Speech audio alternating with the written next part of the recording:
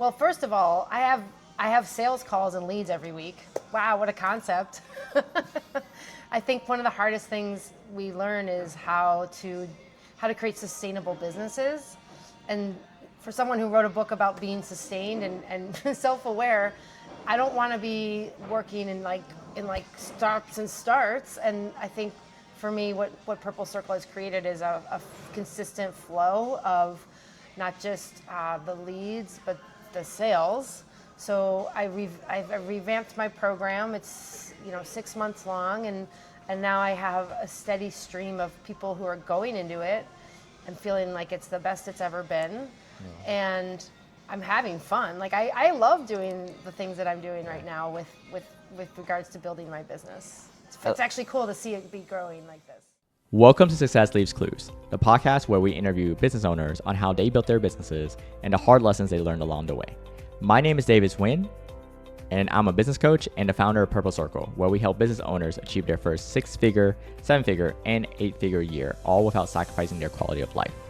Before becoming a business coach and before founding Purple Circle, I started and scaled several 7- and 8-figure coaching businesses and have been a consultant at several businesses doing over $100 million each, including some that are publicly listed and doing over $1 billion each.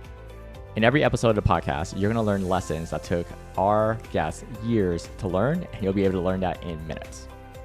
No matter if you're a new business owner or an established business owner, every episode is going to give you the clues in order to elevate your business.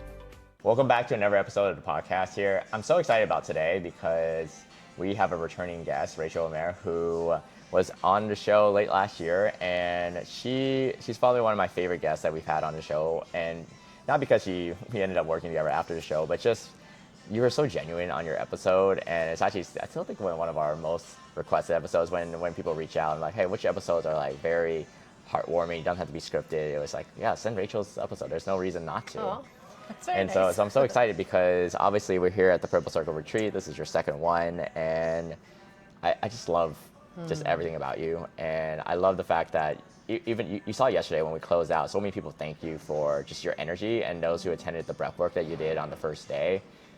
Amazing. So I just want to say first off, really appreciate you being in the Purple Circle community in general.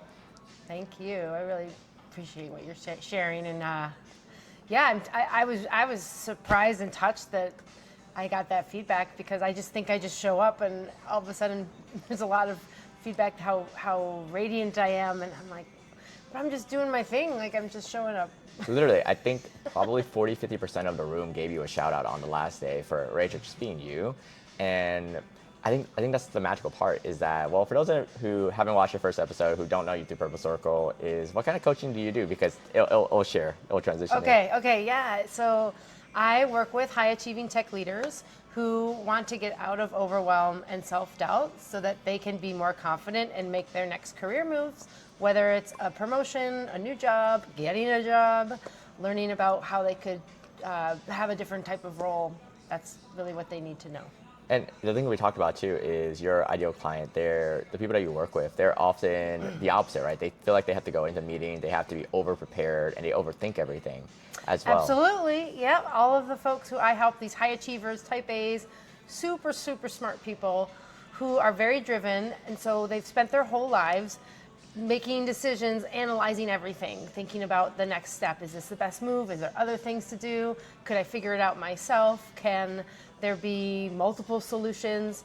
And so that's, I think, just the way people think when we get to that higher level of what we're doing. Yeah, and that comes from a place of personal experience too, as well. Because what's funny is that when I read your bio, if anyone reads your bio, obviously there's Rachael before and after she became a coach. It's like, you've been there. You know exactly what it feels like. Well, for those who haven't seen the first episode, like what was that journey like for you personally? As in, obviously this comes from a place of personal experience, not just like, one day I'm just gonna wake up, I'm just gonna coach people. I don't. No, yeah, that is definitely not what happened to me. And I the last thing I actually expected was to be a coach. So for me, I was working in tech. I worked at Google for 13 years, and I was always, as everyone is, and I think high performance jobs, going for whatever achievements we could. So pushing to the next level, working hard, going over details, scrutinizing things. And for me, I hit a wall.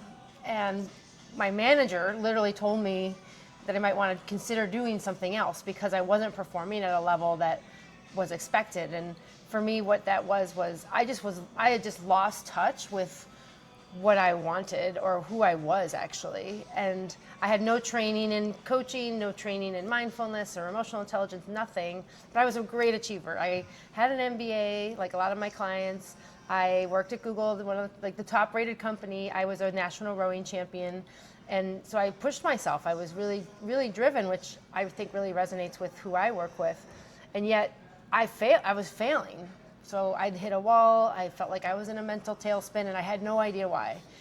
I couldn't for the life of me figure out what was going wrong because all I did was just keep trying harder. So anyway, I took a 3-month unpaid break. I did go back to Google. I wasn't sure I would, but I did go back because what I realized was I just really wasn't present. I wasn't understanding what it meant to be in my feelings and know what I wanted. I couldn't express if I felt angry or fear or sad or just something that wasn't sitting comfortably with me. And so that set me on a whole new journey to start to do things that really brought me more joy at work. And everything changed from there. And I started hosting speakers at Google in the YouTube Authors Program. Maybe you've heard of that. Yes. A lot of mindfulness speakers. Yeah. And one of them invited me to their weekend training and pretty much decided like, wow, I really need some more help. And I don't think I can get there by myself because it was a whole new world to me. I love that. So hang on to it. Is that a coach came into your life and obviously it just clicked, but there's a moment there where obviously you thought about you're overanalyzing everything. As someone who also has wrote, and I'm like, wow, it is hard. You really have to focus, and you're also overanalyzing like, how's everyone else? Am I in rhythm? Am I at the right setting? Is the cognitive? And of course, but the thing you mentioned was that you just went in. You decided just to go into the coaching. Like, you know what? This aha moment for me. Yeah. As in, what switched that made you go from overanalyzing everything to, no, I'm just going to take this move?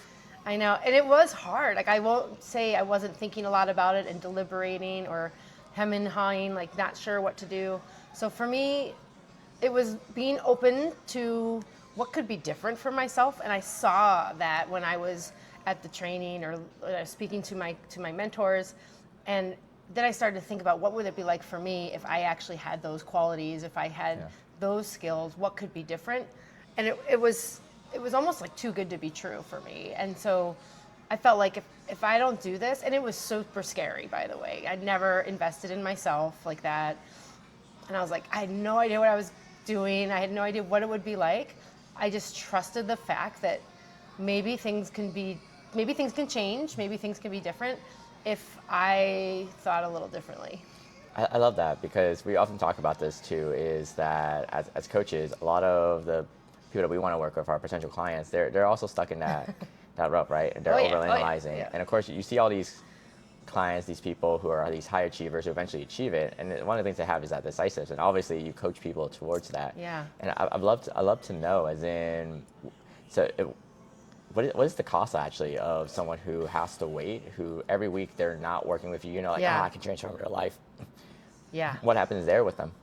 Well, this is a great question. It's a conundrum, I think, too, because one of the things that I help people with is imposter syndrome or feeling like they're doubting themselves. So automatically you're thinking it's not going to work or it's not going to, you're deliberating or not thinking if it would be the way to go. Yeah. And what I like to think about is, what does that cost to you? What is the price that you're paying? And when I think about the clients that I serve, that's the irony, because everyone is so smart, everyone is so driven. They could literally do anything that they wanted to do. And because they're not clear with how they might see things differently, because they're just analyzing and thinking things through over and over again, almost like analysis paralysis. Or they've been so good and smart, they think they can figure it out by themselves, that they don't. Like, they just stay in that pattern. So days turn into weeks, turns into months, and then 3 months go by or 4 months go by, and nothing's really different. And then they're wondering why they can't make those decisions. They don't know which career to take, whether it's maybe a manager role versus a senior individual contributor, or if they should leave or start their new dream startup. And that feels really challenging, and also I feel really sad because I can see me in them. I can see how I really was scared because I was like, who is that person going to be who said yes? And now I look back, years later, I'm like, oh man, my whole life changed because I took a chance on me, basically. I love that. I love how you said that. Like your whole life changed because you took a chance on yourself, and it is amazing, right? So when people think about investing in coaching or any programs, any self-development, whoever it may be, it's like they think about, yes, there's the money, but like the money's gonna come and go anyways. Like you're gonna earn the money. Yeah. But the same problems that you have every night is like those indecisions that keep you up at night, worrying about, oh, is this the right path for me? What am I supposed to be doing? And of course we see that in Purple Circle as well, or people who think about joining and they're like, oh, I don't know if this is for me, and it's like, it's a lot of money, whatever it is. Yeah. And of course, months down the road, like nothing changes because you didn't change anything about yourself, right? Right. And of course, you're a great example of that, of someone who has changed themselves. But I'd love to know, like, you've worked with so many clients at this point. Like, was there a client that you worked with, who went back and just said, wow, I'm so glad I worked with you, Rachel, because you helped me through all this, and they were an overthinker? Yeah, well, it reminds me, isn't there a book called that, like Nothing Changes Until You Do? I know there's a book out there. Go find that book. I don't remember what it is, but it's like the whole summary of what we're talking about. And I also say, like, what got you here won't get you there a lot. And I think about someone who just finished the program that I have, who really wasn't sure, super senior consultant, like someone after your own heart, and wanted to potentially go into her own thing. She wasn't really sure. But for her, she said yes. She was excited to try something different.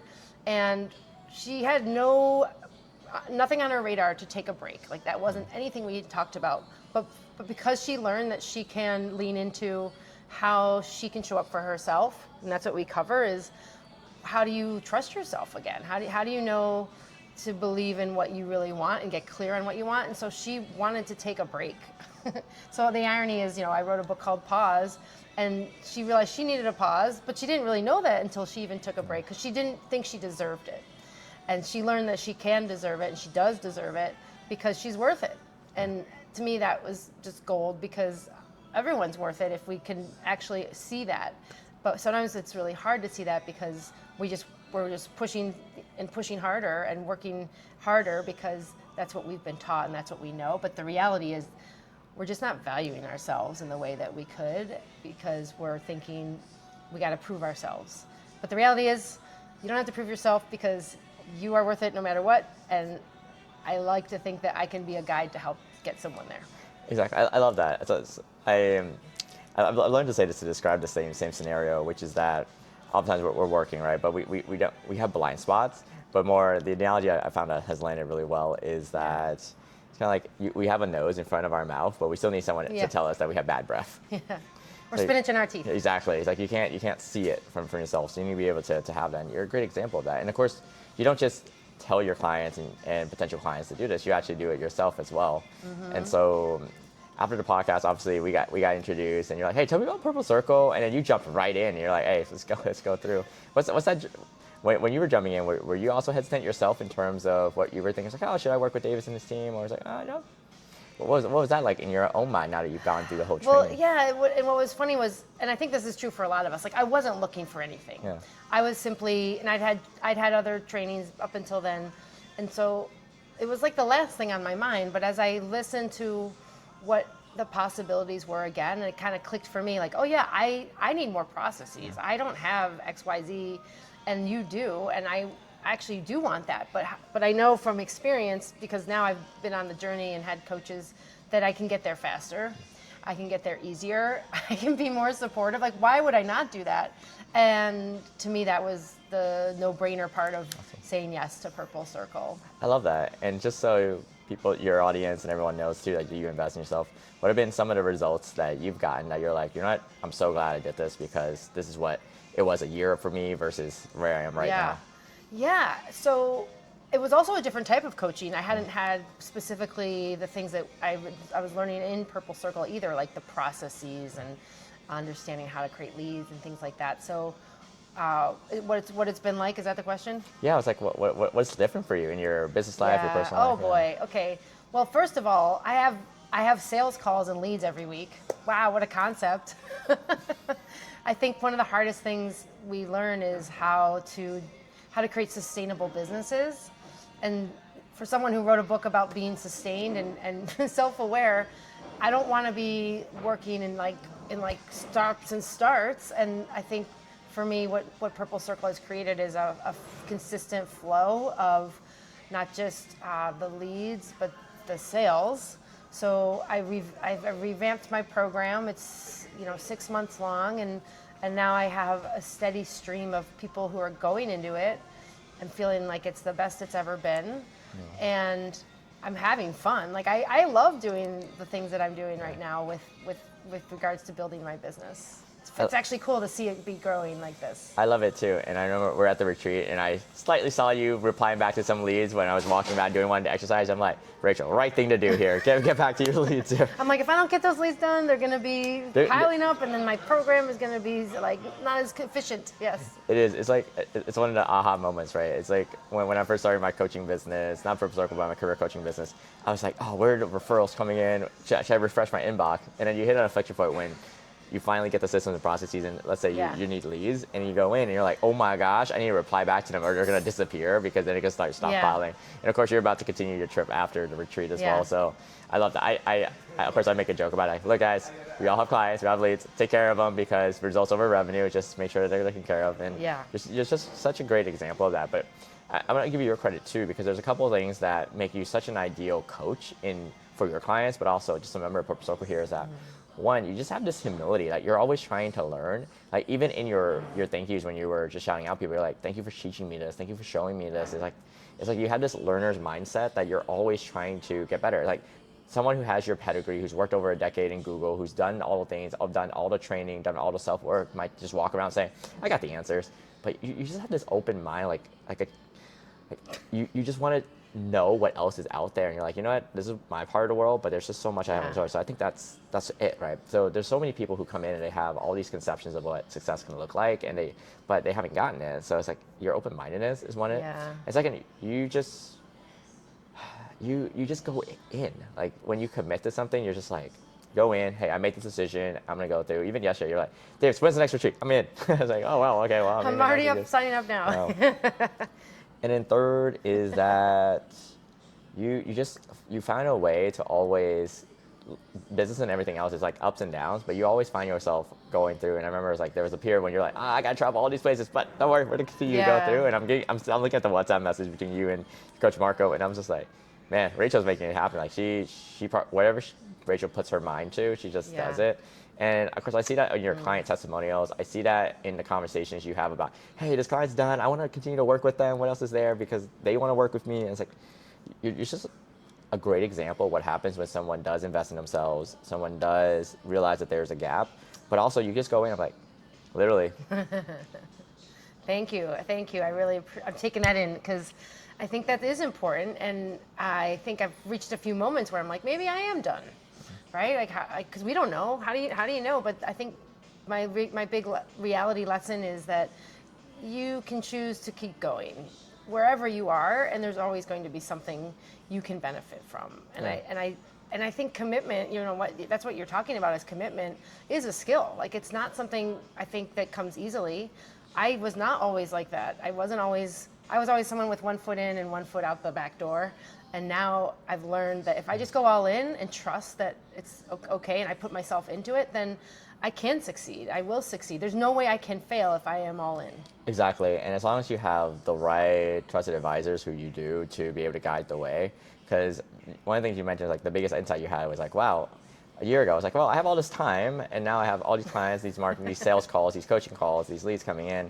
And of course, the next thing is, how do we amplify Rachel? And so I'm excited for the next phase where we built this. Now that we've solved for the leads and the sales, it's like, well, let's get the operations so that you're removed from the day-to-day. And my excitement is that next year you'll still have more leads and things like that. You'll have teams. Like, don't get me wrong, like we had other members who had to go take team calls during the retreat.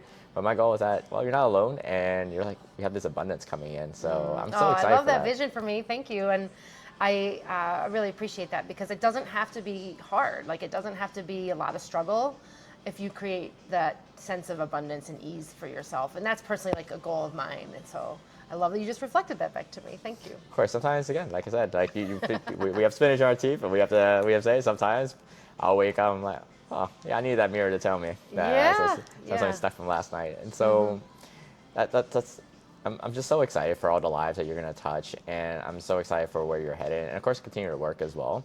And here's a question, like, what advice would you have for a coach? Because a year ago when you came in, you mentioned you're like, I have a business, but leads are inconsistent, or referrals. I'm not quite sure what my offer is. I'm kind of sales process. I don't have all these systems. I'm like, I'm just walking around in the world. What advice would you have for that, Rachel, and others who might be in that same situation? My advice would be to literally pause, just kind of take a breath and assess, like, just what's working, what's not working.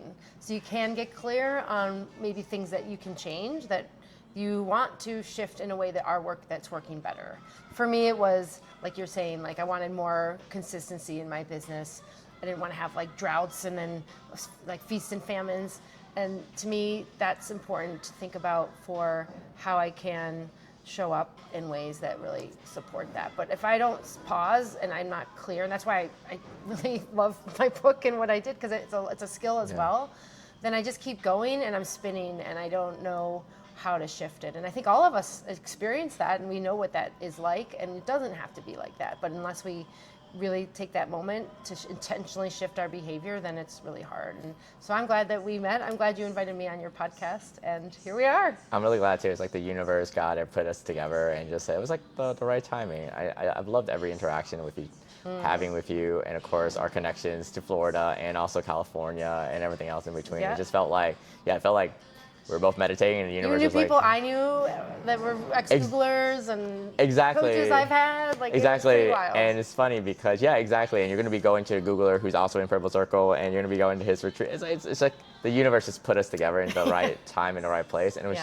just beautiful. Yeah, I love it. And I'm so excited. And I think one of the things, too, is that you really do live what you say, which is your book, Paul's, obviously is about, hey, before we continue running, let's figure out what do we want? How do we have this sustainable career? How do we have this sustainable life, this sustainable business? And you do such a great example of that. And literally right after this, that's why we're going to make sure you get to it. You're literally taking a tour of the ruins right after this, that's because right. You're like, you know what? I could be working, but I also want to have a sustainable life. And so I'm excited for that. I'm excited for the photos you're going to send too.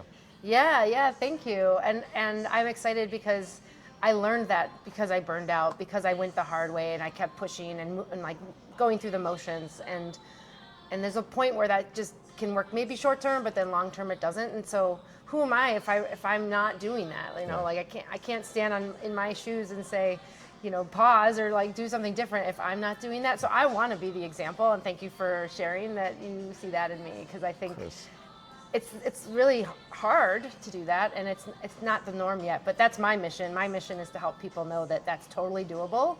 You just have to learn the skills.